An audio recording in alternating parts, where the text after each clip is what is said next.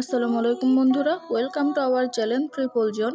আজকে আমরা খেতে চলেছি পেয়ারা মাখা। তার জন্য প্রথমে একটি বড় দেখে পেয়ারাকে ভালোভাবে পানিতে ধুয়ে নিয়েছি।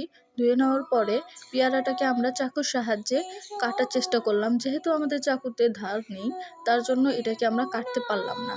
তারপরে এটাকে আমরা অফ ক্যামেরায় বটির সাহায্যে কেটে নিয়েছি। কেটে নেওয়ার পরে এখানে দেখতেই পাচ্ছেন আমরা কিছু ধনেপাতাকে কুচি করে নিলাম। তারপরে পেয়ারাতে আমরা দিয়ে দিলাম হলো লবণ, শুকনো মরিচের গুঁড়ো।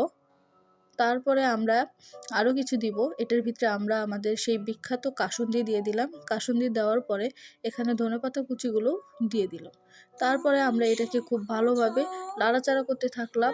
আপনারা দেখতেই পাচ্ছেন এটাকে খুব ভালোভাবে নাচিয়ে নাচিয়ে মাখা হচ্ছে। এটাকে মাখার পরে দেখতে কালারটা ছিল অসাধারণ বন্ধুরা।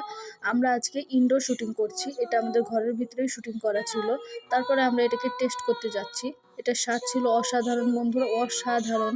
আল্লাহ হাফেজ।